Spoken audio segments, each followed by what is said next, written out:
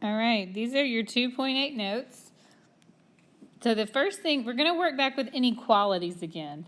And the first thing we have to remember when we're working with inequalities is that if you multiply or divide by a negative number, you have to flip the inequality sign. So today we're going to talk about interval notation. You know when you have a coordinate plane and we put a dot right here and we say that it is on 1, 0, and that tells me where to put the dot? Well, interval notation tells me where to put the dot on a line graph. So, there are two symbols we need to use whenever we have an open circle, which that always happens with less than or greater than. We're going to start our notation with a parenthesis. When we have greater than or equal to, less than or equal to, we have a solid closed circle, and we have a bracket.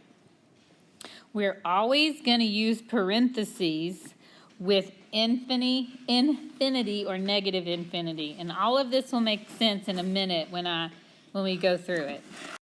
So the first thing we need to do is solve this equation. So to solve it, we need to distribute. 4x plus 12 is greater than negative 24. Subtract 12. 4x is greater than negative 36. Divide by 4. So x is greater than negative 9. All right, we know it's going to be an open circle. Open circle, negative 9. We know that it's got to go this way. All right, this is stuff we all know how to do. Now we're going to write an interval notation. So when I write an interval notation, it's like I'm reading from right to left. So I start here, read. Okay, the first thing I come to is a negative 9. So I'm going to write negative 9. Up top, it told me that when I have an open circle, I start my notation with a parenthesis. Okay, and then I'm going to put a comma, and then as I keep reading, it's going to go on to this arrow, and the arrow means it goes on forever and ever. So it's going to go on for infinity, positive infinity, and after an infinity, we always use parentheses. So this is your notation for that graph. Let's work this one out, number 2, and then we'll write our notation. Distribute first, x minus 3x minus 6 greater than 4. 1x minus 3x, negative 2x minus 6 greater than 4. I'm going to add 6.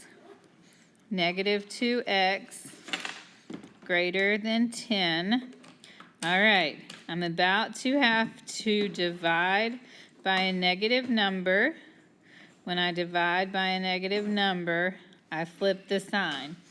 X is less than negative 5. Open circle, negative 5. Arrow goes to the left. All right, now we're going to write our interval notation. So I'm going to act like I'm about to read. The first thing I come to is my arrow.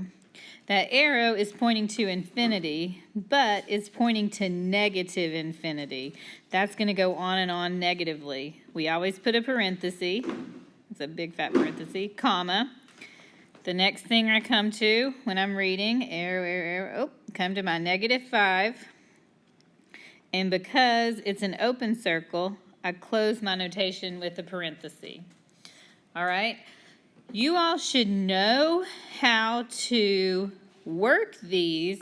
So because I am such a kind and wonderful person, I'm just going to go ahead and tell you that if you work that out, you would get x is less than or equal to negative 2. Let's graph it. This will be a closed circle on negative 2, and the arrow is going to go to the left. So if I'm reading, first I come to the negative parenthesis, negative infinity, and we start it with a parenthesis. Then I read. The next thing I come to is -2. Because that's a solid circle, I close it with a bracket. The last one, x is greater than or equal to 4. Close circle, 4, and go to the right.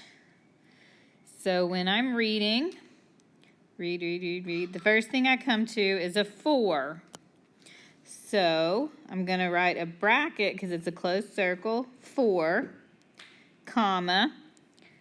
The next thing I come to and I'm reading is this infinity arrow. It's going to positive infinity, so infinities always end with a parenthesis.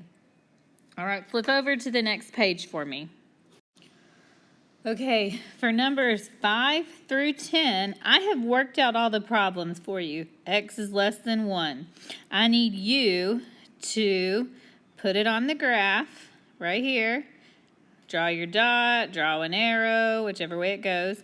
And then I need you to write the interval notation, whatever that is. So for each of these, I just need you to do this part. You do not have to work it out. It's already been worked out for you. Just copy down those answers. When you finish that, flip over to the next page. On 1 through 5 on this page, I have already written the interval notation out. So what you are going to need to do is you're going to need to look at that notation and put it onto the number line. So because it's a bracket, I know it's a solid circle on a 7, and then it goes towards positive infinity. So I drew it on there, and now I'm going to write x,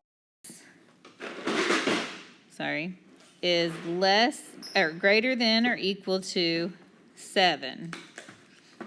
Okay, so for each of these, for 2, 3, 4, and 5, all I need you to do is draw your graph, x, whatever. Draw your graph, x, whatever. Okay?